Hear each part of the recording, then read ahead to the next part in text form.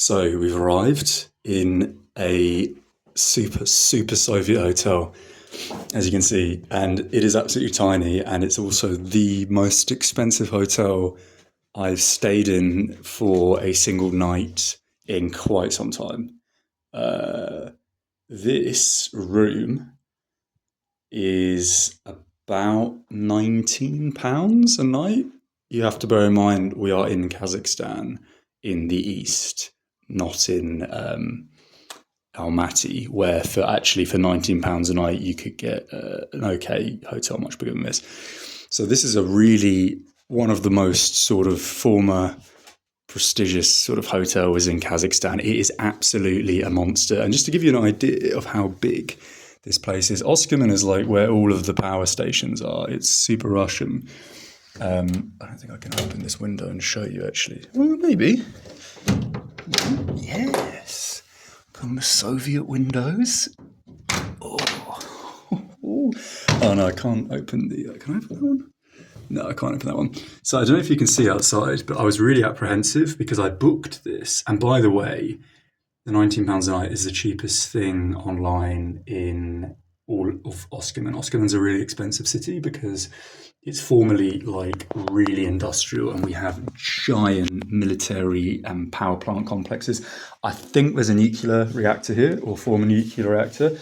So this would have been absolutely like prime during the Soviet Union. I mean, you can tell by the grandeur of the architecture. It was an absolute monster. And this hotel I'm in is an absolute monster. It's one of those classic, ginormous business hotels. I mean, the Ust-Kamenogorsk would have been well visited in the Soviet period. So as you can see, I was showing you this because I arrived. The hotel, this hotel is defunct now on all of the booking platforms. So I'd already booked months ago on Booking.com. Then I went to check; it no longer exists, and they've had to shut down all their booking sites because they're renovating the entire hotel. So we have all of the windows have been taken out. I'm assuming they're going to then repave the entire front. So I'm assuming I'm in the one floor that is functioning, and slowly they're going floor by floor. So there is Wi-Fi. I haven't checked if it works. The bathroom, they've renovated, I guess, a few rooms to a certain standard while everything else gets done. It's absolutely fine. Brand new floor, brand new toilet. This is obviously brand new as well. It seems like all the fittings are pretty shiny and new. They're obviously not original. Don't know if they've got a problem here, but I can hear the toilet.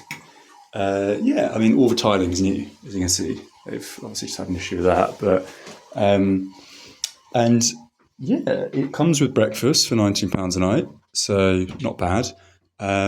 But yeah, you have to bear in mind, I've just been paying in China, for example, in Karamay. I said I paid for 28 nights, 160 quid, right? That standard in that room was incredible. Everything was just technologically advanced. All the fittings were touch. It wasn't the best room in the hotel, but it worked out like £5.50 a night in China. You go to the place I was staying last night out in a small town. It's about £15 a night, brand new. Again, East Kazakhstan, pretty expensive, but generally you pay for a hotel of this standard, which is obviously old. You pay no more than 15, but usually 12, 13, 14. In Kyrgyzstan, I could get 2 nights easily in a better standard for what I'm paying here. So yeah, this is pretty pricey for where we are, but obviously it's bang in the centre. I've got my classic larder there, my escape vehicle. That's not mine, by the way, but yeah, it's actually exactly what I was hoping for, the renovation, because I was a bit worried that having pre-booked it, they'd taken it off because, I don't know, a lot of hotels in some countries get into problems with the booking services like Booking.com because they don't end up paying the commission, or they get into arguments, or they basically tell Booking.com that customers haven't shown up, and when that happens a certain number of times, the algorithm kicks in and chucks them off. So I'm always apprehensive. I show up and there's no honouring of the price, which ordinarily, like, in any other big city, it's fine. I can just go on Booking.com or Trip or whatever and book another property. But here in Ust-Kamenogorsk, there is right now on Booking.com 4 hotels. Sorry, 3. This no longer exists on Booking.com. The other hotels are £186 a night. So we have, I think, the Novotel, we've got the Radisson, and we've got some Russian chain hotel that's even more expensive than both of those combined. And they're the only things right now on Booking.com in this city.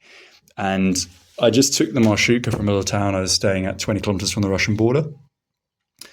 And I can't really explain. I mean, you can go on Google and see for yourselves, but coming through the city, it's huge. It's as Soviet as it gets. And I've never seen, ever, a power plant complex as big as the one that I've just skirted in that Marshutka. I've been to Chernobyl twice, and this is way bigger than what I was seeing there in Chernobyl, which was a nuclear reactor, of course. This seemed to be a power station of all different combinations. There's a lot of coal plants and stuff. Could also be an open mine as well. But yeah, it was massive. So yeah, I'm really happy to be in this hotel. Do you know, I'll take you down later. I'll send some videos up onto YouTube of the lobby of this place. But I love Soviet stuff. There's just something about being stuck in history, and nothing has changed. Nothing's changed because, of course, when the Soviet Union collapsed, there wasn't any money. So everything froze basically at the last point of renovation and reconstruction or construction, which wasn't necessarily, towards the end of the Soviet period. Many of these buildings would have been built in the 50s. They would have been due probably a renovation at the point of collapse, and then nothing would have happened. So this is just being renovated now in 2026. The architecture, we've still got the original parquet floors. I would say 70s latest, for sure, latest 1970s. So yeah, it's at least 50 years old, but probably older than that, to be honest. Probably 50 is most of it. And the TV set is what? Probably early 90s. Is it a Grundig? That's an LG. Classic. So yeah, very, very, very, very content. I've now stayed in 3 really mega Soviet hotels here in Kazakhstan.